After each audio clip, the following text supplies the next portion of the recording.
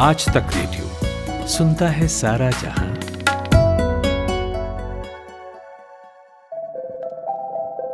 पिछले साल पूर्व अमेरिकी फर्स्ट लेडी मिशेल ओबामा ने जब ये बताया था कि उन्हें राष्ट्रपति के हेलीकॉप्टर मरीन वन में हॉट फ्लशेस यानी अचानक गर्मी लगना शुरू हुआ था, तब दुनिया भर में इसे लेकर सुर्खियां बनी थी।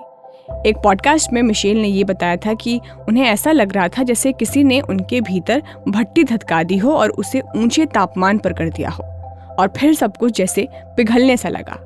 मिशेल ने कहा था कि महिला का शरीर किन परिस्थितियों से गुजर रहा है, ये अहम जानकारी होती है। समाज का इस बारे में बात करना अहम है क्योंकि हम महिलाएं जो दुनिया की आधी आबादी हैं इससे गुजर रही हैं, लेकिन हम ऐसे जीती हैं जैसे ये हो ही नहीं रहा है। तो जिस असहज हालात के बारे में मिशेल ने जिक्र किया वो क्या था?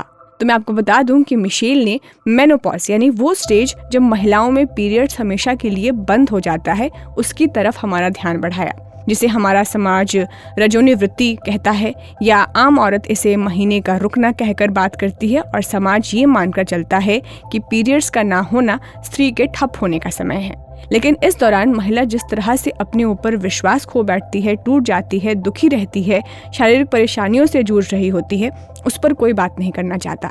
तो आज के हेलो डॉक्टर में आज इसी टॉपिक पर करेंगे हम बात। Hello doctor.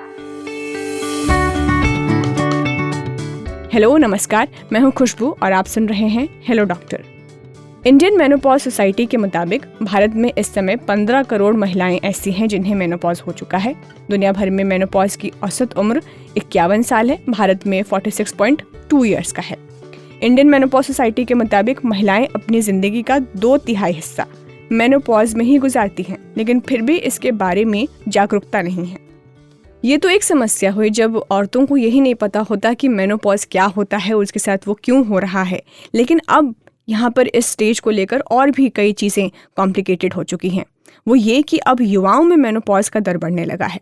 महिलाएं सोचती हैं मेरे पास बहुत समय है, मुझे अभी इसके बारे में टेंशन लेने की ज़रूरत नहीं है। लेकिन the institute for social and economic change के सर्वे के मुताबिक करीब 4% महिलाओं को मेनोपॉज 29 से 34 साल की उम्र में हो रहा है, जबकि भारत में मेनोपॉज की, जैसे कि मैंने आपको उम्र बताई, वो 48 से 50 साल है। आप खुद ही ज़रा कल्पना करके देखिए कि आप किशोरा अवस्था या 20 पार की उम्र में हैं और आप मेनोपॉज के दौर से गुजर रही हैं, यानी आपको पीरियड्स आना ही बंद हो चुके हैं। तो ये बात किसी के लिए भी चौंकाने वाली हो सकती है। इसकी दिक्कतें आप सोचिए और भी अलग हो सकती हैं। तो आज इन सारी समस्याओं पर बात करने के लिए हमारे साथ डॉक्टर सोनल कुमता जुड़ गई हैं फोर्टिस हॉस्पिटल से। बहुत बहुत स्वागत है डॉक्टर सोनल आपका। कैसी हैं आप? इतने बिजी शेड्यूल में आपने हमारे लिए वक्त दिया, सबसे पहले उसके लिए आपका बहुत बहुत शुक्रिया। धन्यवाद Khushboo. I am absolutely fine and एक ऑनर है मेरे लिए आज तक रेडियो से बात करने का। मैं एक स्त्री रोग तज्ञ हूँ, गायनेकोलॉजिस्ट हूँ। मैं फोर्टिस मुलुंड में प्रैक्टिस कर रही हूँ पिछले 20 साल से। So I am very happy to answer whatever questions आप पूछेंगे मुझे। जी बिल्कुल।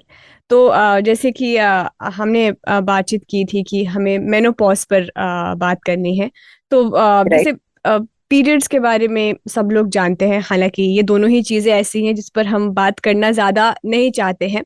हाँ, शहरों में देखें तो लोग बात कर लेते हैं, बट अक्सर लोग अवॉइड करते हैं इस पर बातचीत करना। तो पीरियड्स पे हमने पहले भी एक पॉडकास्ट बनाया हुआ है इस पर। तो आज हम मेनोपॉज को लेकर बात करना चाहते हैं कि जैसे हर महिला को अपनी लाइफ में मेनोपॉज के दौर से गुजरना ही होता है। 40 से 50 साल की उम्र के दौरान जो महिलाओं में पीरियड्स आना पूरी तरह से बंद हो जाता है। सबसे पहले एक सवाल मेरा आपसे ये कि क्यों महिलाओं में पीरियड्स एक वक्त के बाद पूरी तरह से बंद हो जाते हैं?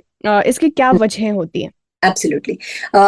मेनोपॉज का जो डेफिनेशन है हमारे किताबों में ये बताता है कि 1 साल तक लगातार जब भी औरत को पीरियड्स नहीं आते या उनके पीरियड्स पूरी तरह से बंद हो जाते हैं, तो इसके बाद 1 साल के बाद इस अवस्था को हम मेनोपॉज बोलते हैं। और जब उनकी उम्र बढ़ने की वजह से जो उनका स्त्री रोग हार्मोन है जिसको ईस्ट्रोजन कहलाया जाता है, सो ये ईस्ट्रोजन ओवरीज या अंडाशय प्रोड्यूस करता है, और इसी ईस्ट्रोजन की वजह से अपने सारे पीरियड्स रिलेटेड सिम्टम्स आते हैं। सो हम में से हर एक औरत, जब हमारा जन्म होता है, व्हेन वी आर बोर्न, हमारे ओवरीज में या अंडाशय में एक फिक्स नंबर ऑफ एग्स रहते हैं, और जैसे जैसे अपनी उम्र बढ़ती है ये अंडों का इस्तेमाल होता है हर बार पीरियड्स लाने के लिए, प्रेगनेंसी बनाने के लिए, व्हाटएवर। तो जैसे ये अंडों की मात्रा कम हो जाती है और आपके ओवरीज खाली हो जाती है, और धीरे धीरे से इसी की वजह से ईस्ट्रोजन हार्मोन कम होते जाता है, यही सारी वजह है मेनोपॉज की। और मेनोपॉज होने से पहले जो अवस्था है उसे हम पेरीमेनोपॉज कहते हैं। पेरी मतलब अराउंड, राइट? सो पेरीमेनोपॉज मतलब पीरियड्स आने के पहले और थोड़े दिन पीरियड्स आने के बाद का जो समय है, इस समय को पेरीमेनोपॉज कहा जाता है। और अक्सर औरतों को जो मेनोपॉज रिलेटेड सिम्टम्स है, जो तकलीफें होती है, वो इस पीरियड में चालू हो जाती है। जी। और ये तकलीफें किस तरह की होती हैं डॉक्टर सोनल? मतलब इसके लक्षण क्या हैं? मतलब किस तरीके से इंडिकेट करता है कि हम मेनोपॉज के स्टेज में आ चुके हैं? किस तरह के बदलाव होते हैं शरीर में महिलाओं के? राइट। जो यंग एक लड़की होती है और फिर वो एक औरत बनती है, किस वजह से? ईस्ट्रोजन हार्मोन की वजह से। अभी आप सोचिए कि ईस्ट्रोजन हार्मोन आपके शरीर से निकल जा रहा है, तो ये इससे होने वाले जो जो पॉजिटिव इफेक्ट्स थे वो ग्रेजुअली आपके शरीर से अभी कम होने वाले हैं। सो सिर के बाल से लेके पैर के नाखून तक काफी सारा बदलाव औरतों में आ सकता है। जैसे कि सबसे of course most important symptom is going to be periods irregular होना। या तो पीरियड्स टोटली बंद हो जाते हैं या पीरियड्स इरेटिक हो जाते हैं, और एक छोटी मात्रा में औरतों को बहुत हेवी ब्लीडिंग या बहुत पेनफुल और इस तरह के पीरियड्स में चेंजेस आ सकते हैं। इसका एक महत्वपूर्ण सिम्टम ये है जिसको हम हॉट फ्लैशेस या वैजोमोटर सिम्टम्स कहते हैं। हॉट फ्लैशेस यानी कि क्या? कि आप मीटिंग में बैठे हो या आप अपना काम कर रहे हो और सडनली जब वातावरण काफी नॉर्मल है, आपको सडनली बॉडी में इंटरनली हीट बहुत महसूस होती है। और कई औरतों को तो इसकी वजह से सिग्निफिकेंट स्वेटिंग या पसीना बहुत आ जाता है, और ये काफी एम्बैरेसिंग चीज हो सकती है, क्योंकि आप काम के बीच में, आप मीटिंग में हो, आपके साथ लोग हैं, सब लोग आराम से बैठे और सडनली आपको पसीना छूट जाता है। यही सिम्टम रात में भी आता है और इसको हम नाइट स्वेट्स कहते हैं। और इसकी वजह से कई औरतों को रात की नींद खराब हो जाती है, और जब वो ये पेरीमेनोपॉज या मेनोपॉज से गुजर रही है तो इसकी वजह से उनको रात को अच्छे से नींद ना मिलने की वजह से उनका दिन भी काफी खराब हो जाता है। जैसे कि इरिटेबिलिटी होती है, एंजाइटी बढ़ जाती है, नर्वसनेस सिम्टम्स होते हैं। ये हो गए वैजोमोटर सिम्टम्स। इसके अलावा यूरोजेनाइटल सिम्टम्स भी बहुत इंपॉर्टेंट है। तो कई औरतों को वजाइना में ड्राइनेस महसूस होता है, इचिंग होता है इसकी वजह से। कुछ औरतों को यूरिनरी इन्फेक्शंस या यूरिनरी सिम्टम्स की मात्रा भी बहुत बढ़ जाती है, या कभी कभी स्ट्रेस इनकॉन्टिनेंस यानी कि क्या? खांसने, छींकने, हंसने पे थोड़ी मात्रा में यूरिन लीक हो सकता है। इसके अलावा जैसे मैंने कहा, स्किन में चेंजेस आते हैं, जैसे कि आपके स्किन में झुर्रियां आना, स्किन ड्राई होना, हेयर फॉल होना, और एक यूथफुल लुक जो रहता है, बाल सफेद होना, अपना। और लॉन्ग टर्म इसके जो सिम्टम्स है, जो कई सालों के बाद दिखाई देते हैं, मेन 2 सिम्टम्स इसमें है कि ऑस्टियोपोरोसिस। ऑस्टियोपोरोसिस यानी कि हड्डी कमजोर होना, और ये ग्रेजुअली मेनोपॉज के बाद शुरुआत होती है इसकी, और नेक्स्ट 10-15 सालों में हम डेफिनेटली देखते हैं कि सिग्निफिकेंट बोन वीकनेस आ जाता है। Second most important symptom long term है कार्डियोवैस्कुलर सिम्टम्स, यानी कि जो ईस्ट्रोजन हार्मोन अपने को हार्ट अटैक से बचा रहा है इतने सालों तक, अब इस हार्मोन की कमी की वजह से औरतों में भी हार्ट अटैक की मात्रा या heart related problems, atherosclerosis, ischaemic heart diseases, cholesterol बढ़ना, ये सारे चिन्ह दिखाई देते हैं। So if I have to summarise, ये मेन मेनोपॉज के चिन्ह है। जी। एक ये सवाल मेरा आपसे कि दुनिया में जैसे महिलाओं में हम जानते हैं कि मेनोपॉज की जो एवरेज उम्र होती है वो 49 to 51 हम्म। मानी जाती है। वही मैं कहीं राइट। पढ़ रही थी कि भारतीय महिलाओं में जो मेनोपॉज है वो 47 to 49 की उम्र में हो जाता है। पर मैं आपसे पूछना चाहती हूँ, राइट। मतलब एक एक्सपर्ट एडवाइस आपसे कि कब माना जाए कि मेनोपॉज किसी को हो गया है, वो उम्र क्या होती है? राइट। सो जैसे कि मैंने कहा कि एक साल कंप्लीटली जब भी आपको पीरियड्स नहीं आएंगे, इसके बाद ही हम डिक्लेयर कर सकते हैं आपका मेनोपॉज हो गया है। अभी ये इसका कोई एग्जैक्ट एज नहीं होता है। और काफी हद तक हम देखते हैं कि 45 to 50 इस उम्र में ज्यादा सर, मतलब मैं इंडियन पॉपुलेशन की बात कर रही हूँ, जो मेरा पेशेंट क्लाइंट है, कि 45 to 50 के एज में मैक्सिमम औरतों का मेनोपॉज हो जाता है। जैसे कि पीरियड्स शुरुआत होने की एज भी डिफाइंड नहीं है, किसी को 11-12 साल में पीरियड्स आता है तो किसी को 16 साल में आता है। सिमिलरली मेनोपॉज का भी कोई एक एज नहीं है। और आजकल तो मैं प्रैक्टिस में अपने देख रही हूँ कि ये जो मेनोपॉज का एज है वो थोड़ा एडवांस हो गया है, मतलब थोड़ा जल्दी भी हम मेनोपॉज हमारे पेशेंट्स में देख रहे हैं। So any time after 40 and I would say yes, menopause के चिन्ह दिखाई देना शुरुआत हो सकती है। हम्म। और ये कि जैसे कि ये बात किसी के लिए भी चौंकाने वाले हो सकती है, जैसे कि आपने भी कहा कि हम अब देख रहे हैं कि मेनोपॉज कम उम्र में भी ये होना शुरू हो गया है, जो कि 40 के बाद होती है वो उससे पहले भी होना शुरू हो गया है। मैं वैसे और भी पढ़ रही थी कि युवाओं में या जो 20 साल की उम्र में है उन्हें भी, वो भी मेनोपॉज के दौर से गुजर रही हैं। तो ये युवाओं में ये इस तरह का मतलब मेनोपॉज का कम उम्र में होना, ये मतलब ये क्यों हो रहा है? इसके पीछे आप क्या वजह देखते हैं? क्योंकि अब 20 साल का आपका एक्सपर्टीज है, आपके पास कई तरह की केस स्टडीज होंगे, तो आपने क्या पाया है, क्यों युवाओं में मेनोपॉज के मामले बढ़ रहे हैं? फर्स्ट ऑफ ऑल, जब ये युवा अवस्था में होता है तो इसे हम मेनोपॉज नहीं कहेंगे। मेनोपॉज शब्द का उच्चार तभी होता है जब हमारे सारे क्राइटेरिया फिट होते हैं। जो आप जिक्र कर रही है that is called as premature ovarian failure. Premature क्योंकि ये बहुत जल्दी आ गया है। और इसके यस, आजकल की प्रैक्टिस में हम कई बार ऐसे पेशेंट्स देख रहे हैं जिनको यंग एज में उनके पीरियड्स आना बंद हो चुका है। और इसके कई सारे वजह है। लाइफस्टाइल काफी हद तक इसके लिए जिम्मेदार है, ऐसे मैं कहूंगी। जो आजकल का हमारा जो लाइफस्टाइल है या जो रवैया है, इसमें हम नेचुरल चीजों का इस्तेमाल बहुत कम कर रहे हैं। अपने बॉडी क्लॉक को या अपने नेचुरल बायोलॉजिकल क्लॉक को फॉलो नहीं कर पा रहे हैं। और एक्सरसाइज का कोई नामो निशान नहीं है। रात की नींद कॉम्प्रोमाइज होती है। कई लोग तो रात में काम करते हैं और दिन में जैसे समय मिलेगा वो रेस्ट करते हैं या सोते हैं। So lifestyle is a big reason why we are seeing more cases of premature ovarian failure. इसके साथ साथ कोई दवाई या ड्रग्स का इस्तेमाल या पोल्यूशन, एनवायरमेंटल पोल्यूटेंट्स, केमिकल्स का इस्तेमाल, कई बार हम ऑल्सो देखते हैं कि जो पेशेंट्स को कैंसर होता है, जिनका कीमोथेरेपी चालू रहता है, रेडिएशन थेरेपी चालू रहता है, तो इसकी वजह से भी ओवरीज डिस्ट्रॉय हो जाते हैं। और इन सब पेशेंट्स में हम डेफिनेटली जल्दी ओवेरियन हार्मोन कम हो जाएगा, इसका एंटिसिपेशन हमें रखना होता है।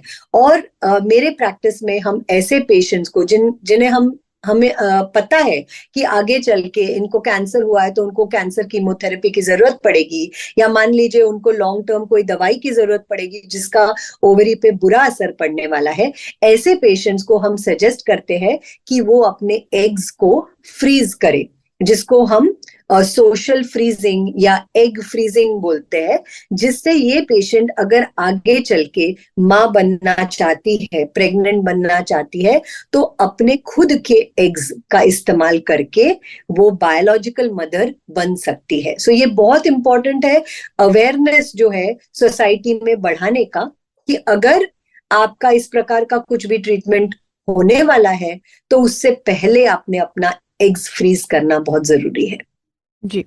और ये कम उम्र में इस तरह पीरियड्स का बंद हो जाना, इसके किस तरह के फ्यूचर में कॉम्प्लिकेशंस देखने को मिल सकते हैं? जब ओवरीज काम करना बंद करती है तो ब्रेन के कुछ हॉर्मोन्स है जैसे कि एफएसएच या एलएच, ये ओवरी पे दबाव डालना शुरू करते हैं अंडे बनाने के लिए। तो जो ये प्रीमेच्योर फेलियर है उसमें हम देखते हैं कि ओवरी के हॉर्मोन्स कम होते जा रहे हैं और ब्रेन से जो निकलते हैं एफएसएच एलएच हॉर्मोन्स उसकी मात्रा बढ़ जाती है। एंड इसके साथ फिर हमें ये भी आइडिया आ जाता है कि आगे चल के इनके पीरियड्स शायद इरेगुलर हो जाएंगे या बंद हो जाएंगे। और ऐसी औरतों को काउंसलिंग की बहुत सख्त जरूरत है, क्योंकि हमें उनको अच्छे से समझाना होता है। बहुत नाजुक अवस्था में होते हैं वो, और उन्हें बहुत अच्छे से समझाना पड़ता है कि जो मेनोपॉज रिलेटेड इश्यूज है, बॉडी चेंजेस है, जो आम तौर पे एक औरत को 50 के बाद महसूस होने वाले हैं, वो आपका मेनोपॉज 30 की उम्र में, 35 की उम्र में या उससे भी जल्दी आने की वजह से ये सारे इश्यूज आपको शायद जल्दी एनकाउंटर करना पड़ेगा। और इसके लिए ऐसे पेशेंट्स को अपने हेल्थ को प्रायोरिटाइज करना, अपने लाइफस्टाइल को ठीक करना, जितना हो सके हेल्दी फूड्स, अच्छे से नींद जरूरी है। ये सारी चीजों के लिए हम उनको एक काउंसलिंग करते हैं जिसको पेरीमेनोपॉजल काउंसलिंग बोलते हैं, जिससे हम पेशेंट्स को अवेयर करते हैं कि what are the problems they are likely to face and what are the solutions. अगर उनको दवाइयां कुछ चालू करनी है तो हम मेडिसिन चालू कर सकते हैं। अगर हॉर्मोन्स रिप्लेस करने हैं तो ऐसे पेशेंट्स को हॉर्मोन्स रिप्लेसमेंट भी दिया जाता है। जी। डॉक्टर, जैसे किसी भी महिला की जो प्रेगनेंसी होती है वो एक जैसी नहीं होती है, तो बिल्कुल ठीक बात है कि वैसे ही मेनोपॉज भी एक जैसा हर महिलाओं के लिए नहीं होता है। मैं नहीं। कहीं ये पढ़ रही थी कि जो भारतीय महिलाएं हैं वो हम्म। दुनिया भर की महिलाओं के मुकाबले उनमें मेनोपॉज जो है वो जल्दी होता है। तो हम्म। मतलब आप इस बात को कितना सही मानती है अपने एक्सपर्टीज के अनुसार? जैसे रेशियल डिफरेंसेस सब जगह होते हैं। लाइक हम्म। आपका रेस क्या है उस हिसाब से कुछ स्पेसिफिक प्रॉब्लम्स या स्पेसिफिक एडवांटेजेस भी हमें मिलते हैं। उसी तरह से जो एशियन पॉपुलेशन, इंडियन पॉपुलेशन है, उनमें भी कुछ ट्रेंड्स देखे जाते हैं। हाँ, ये बात सही है कि वेस्टर्न वर्ल्ड में हम देखते हैं कि औरतें बहुत फिजिकली एक्टिव रहती है, एक्सरसाइज करती है, अपने हेल्थ को बहुत अच्छे से शुरुआत से देखभाल करती है, उनका डाइट बहुत अच्छा रहता है। तो उस हिसाब से इंडियन पॉपुलेशन में एक महिला अपने खुद के हेल्थ के लिए बहुत कम चीजें करती है। और ये भी देखा जाता है कि नेचुरली अगर आप 2 मिलियन एग्स के साथ पैदा हुए हो और आपका अगर पीरियड्स की शुरुआत जल्दी हो गई तो नेचुरली आपके अंडे भी जल्दी खत्म होने वाले हैं, राइट? सो उस हिसाब से depending on the number of eggs you have in your body, that age can be constitutionally different. So जैसे कि मैंने कहा, हाँ, 45 to 50 के एज में डेफिनेटली पीरियड्स कभी भी बंद हो सकता है। जी, ठीक है। या आपने कहा कि किसी महिला को जो अंतिम माहवारी है उसके बाद अगर 12 महीने तक पीरियड्स नहीं आते हैं तो ये मान लिया जाता है कि महिला को मेनोपॉज हो गया है। लेकिन एक सवाल मेरा आपसे यहाँ पर ये भी है कि कई बार ऐसा देखा गया है कि मेनोपॉज के बाद महिला को ब्लीडिंग होती है जिसे असामान्य माना जाता है। तो इस पर अगर आप थोड़ा ब्रीफ कर सके मुझे कि ये कितना खतरनाक है मेनोपॉज के बाद ब्लीडिंग होना। बहुत बहुत अहम क्वेश्चन आपने पूछा है, क्योंकि मैं काफी बार अक्सर ये प्रैक्टिस में देखती हूँ कि औरतें इस सिम्टम को इग्नोर करती है। जैसे कि उनके पीरियड्स अभी इरेगुलर हो गए हैं और किसी वक्त उनको बहुत तेज ब्लीडिंग हुई, या मान लीजिए कि उनका पीरियड्स पूरी तरह से बंद हो गया है, 1 साल हो गया है और उसके बाद उनको ब्लीडिंग हुआ, तो वो इस बात को आम समझते या मामूली समझते और कई बार तक इसके बारे में किसी को जिक्र भी नहीं करते। और ये बहुत इंपॉर्टेंट है जानना कि यूट्रस के कैंसर का ये एक चिन्ह हो सकता है। सर्विक्स के कैंसर, जो यूट्रस का मुख है, सर्विक्स जिसे हम कहते हैं, ये सर्वाइकल कैंसर का भी एक इम्पॉर्टेंट चिन्ह हो सकता है। और जैसे कि ओवरी का कैंसर, फेलोपियन ट्यूब का कैंसर, जो भी रिप्रोडक्टिव ऑर्गन्स है, उन सारी चीजों का जो कैंसर है उसमें एक symptom post menopausal bleeding definitely माना जाता है। तो मेरी ये सलाह है सारे औरतों को कि आइडियली जैसे साल में एक बार हमारा बर्थडे जब आता है तब पूरी फैमिली आपके लिए कुछ करती है क्योंकि आप साल भर उनके लिए कुछ करते रहते हो, उसी तरह से साल में एक बार आपको खुद के रिप्रोडक्टिव हेल्थ के लिए एक दिन निकालना बहुत जरूरी है। आपको अपने गायनेकोलॉजिस्ट के पास मिलने आना बहुत जरूरी है, जहां पे हम उनका एक रूटीन चेकअप करवाते हैं, जिसमें हम ब्रेस्ट एग्जामिन करते हैं, हम इंटरनल चेकअप करते हैं, हम यूट्रस चेक करते हैं, हम ओवरीज चेक करते हैं, और कुछ भी अर्ली साइंस जिसे हम कहते हैं कि मामूली चिन्ह भी कैंसर के हैं तो हम उसे जल्दी से डिटेक्ट कर सकते हैं। जी, तो डॉक्टर सोनल, आपसे जब मैं बात कर रही हूँ तो जैसे आपने कहा कि महिलाएं मतलब इसको अनदेखा कर देती हैं, तो ये बहुत हैरत की बात है कि दुनिया की आधी आबादी के साथ होने वाली इस चीज को लेकर इतनी खामोशी रहती है, खासकर महिलाओं के अंदर, या उसको इतने राज में रखा जाता है। मैं आपसे एक ये सवाल पूछना चाहती हूँ कि जैसे वेस्टर्न कंट्रीज में इस बदलाव को लेकर जागरूकता लाने की कोशिश हुए हैं। जैसे मैं आपको ये एग्जांपल देती हूँ, जब मैं इस पर थोड़ा सा पढ़ लिख रही थी तो ब्रिटेन में पहली बार जो स्कूल एजुकेशन है उसके सिलेबस में मेनोपॉज को एक चैप्टर के तौर पर शामिल किया गया था, और ऐसे दर्जनों क्लिनिक भी खोले गए जहां जाकर महिलाएं अपने आप को दिखा सकती हैं। तो आपको क्या लगता है, मतलब इस तरह की अप्रोच भारत में भी बनने चाहिए या फिर हो रहे हैं और हमें शायद ना पता हो? नहीं, this is a very valid point. ये बहुत अच्छा मुद्दा है, और जितनी बात मेनोपॉज पे होनी चाहिए उतनी डेफिनेटली नहीं हो रही है। औरतों को बहुत खुली तरह से बेझिझक इसके बारे में बात करने का माहौल हमें क्रिएट करना बहुत जरूरी है।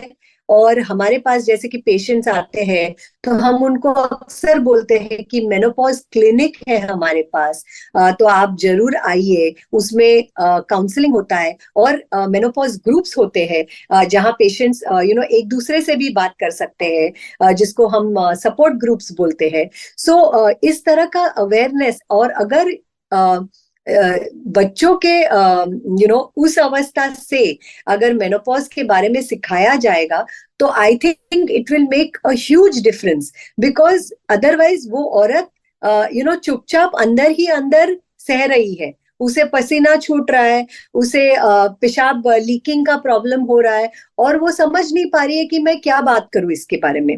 जैसे कि अपने देश में गौना ये एक सेलिब्रेशन होता है, जब एक यंग लड़की का पीरियड्स शुरुआत हो जाती है तो ये एक फैमिली के लिए एक सेलिब्रेशन हो जाता है। उसी तरह से menopause also should become an important event, और right from family to society to schools, educational institutions, hospitals, doctors, everywhere. और डॉक्टर सोनल, मैं अभी यहाँ पे अपनी बातचीत खत्म करना चाहती हूँ, पर उसमें एक एड ऑन मैं आपसे ये करना चाहती हूँ कि जैसे महिलाओं के मेनोपॉज की स्थिति के बारे में हम सभी जानते हैं, हालांकि इस पर भी बात कम ही होती है, जो कि आपने बात की और इतने डिटेल में हमें सब जानकारी दी। लेकिन बहुत कम लोगों को ये पता है कि पुरुषों को भी मेनोपॉज होता है। ये बात मतलब सुनेंगे कि ये कैसे पॉसिबल है कि पुरुषों में भी मेनोपॉज होता है। तो बस आप इसके ऊपर बता दें कि पुरुषों में जो मेनोपॉज है उस टर्म को क्या कहते हैं और ये किस तरह के बदलाव उनमें देखे जाते हैं। सो डेफिनेटली मेल मेनोपॉज या एंड्रोपॉज, ये टर्मिनोलॉजी भी मेडिकल बुक्स में हम देखते हैं, मगर जो मेल्स में देखते हैं हम वो सडन नहीं होता है। औरतों में कल तक ओवरीज में कई सारे एग्स है और 6 महीने में ये खत्म हो जाते हैं, तो ये सडन बदलाव उनके शरीर में आता है। हालांकि मेल में भी हम देखते हैं कि हार्मोन टेस्टोस्टेरोन धीरे धीरे एक उम्र के बाद कम होते जाता है, और इसकी वजह से जो स्पर्म प्रोडक्शन है या आप मानिए जो परफॉर्मेंस है उनका, इरेक्शन या सेक्सुअल परफॉर्मेंस, इस पे भी थोड़ा बदलाव आता है। मसल मास उनमें कम हो जाता है, जो एक लीन फिजिक दिखता है वो थोड़ा सा लीननेस, मसल मास कम हो सकता है, थोड़ा चर्बी जमा होना चालू होता है। ऑफ कोर्स स्किन चेंजेस ये कॉमन है। इसके साथ साथ बोन वीकनेस और हार्ट हेल्थ भी उनमें भी इसमें बदलाव आता है, but these are all very very gradual. बहुत बहुत शुक्रिया डॉक्टर सोनल हमसे इस टॉपिक पर बात करने के लिए, इस पर बहुत कम ही बात होती है। Thank you so much doctor. Thank you. Thank you for giving me opportunity. Thank you again. तो आज के हेलो डॉक्टर में फ़िलहाल इतना ही। बाकी मैं उम्मीद करती हूँ कि आज का पॉडकास्ट आपको पसंद आया होगा, जिसमें हमने एक ऐसे टॉपिक मेनोपॉज पर बात की जो पीरियड्स की तरह ही एक ऐसा विषय है जिस पर कोई बात नहीं करना चाहता है। महिलाएं भी खुद इस पर चुप्पी साध लेती हैं, लेकिन किन परेशानियों का वो सामना कर रही होती हैं, अगर आप इस बात का अंदाज़ा लगा लें तो आप अपने ही फैमिली में किसी की मदद कर सकते हैं, उनको एक सपोर्ट दे सकते हैं जब वो इस दौर से गुजर रही होती हैं। तो आपसे अगले हफ्ते मंगलवार को मुलाकात होगी किसी और टॉपिक के साथ। तब तक के लिए मुझे दीजिए इजाज़त। नमस्कार।